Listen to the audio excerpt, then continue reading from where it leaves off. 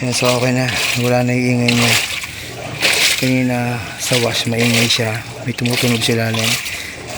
Tapos sa spin dry mas maingay siya. Spin dry ko siya ngayon. Off muna. Spin. Yan, start.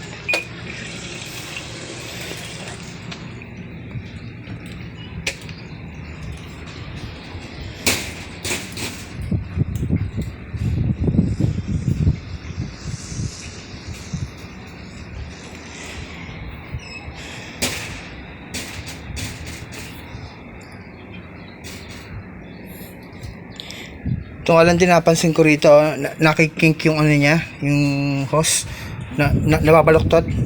Kaya ito, mas maganda kung lagyan nyo ng parang something na ganito, na parang hindi nababaloktot yung ano, yung hose niya.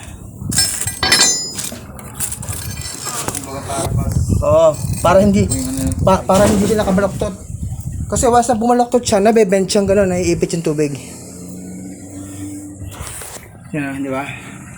Once kasi nakababa siya ng todo sa floor, nababaloktot na gano'n yung hose, nakaipit ngayon yung paglabas ng tubig. Yan. Ikot na ngayon yan na ano, mas mabilis tapos walang ingay.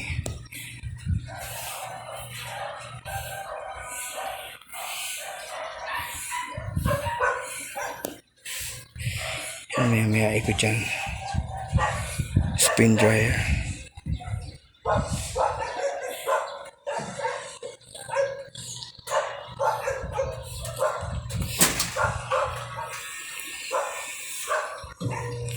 Yan, ikot siya.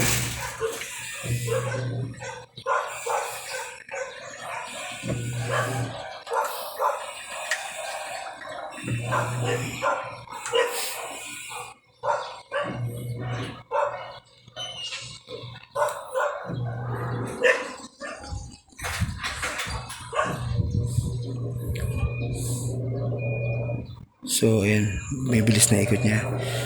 So kanina ganyan kabilis ang ikot niya, maingay siya.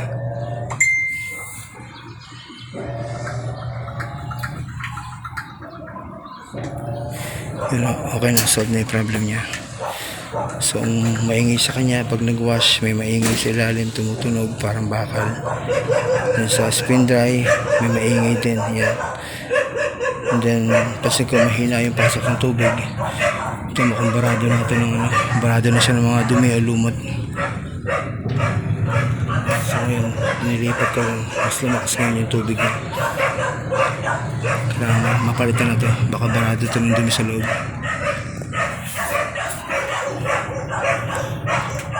So okay na, tahimik na, di ba? Solve na yung problem. Kita ko naman kanina na tinesting ko siya. Tapos 2 months warranty tayo dun sa ginawa ko sa kanya. Okay na, tahimik na. Okay na.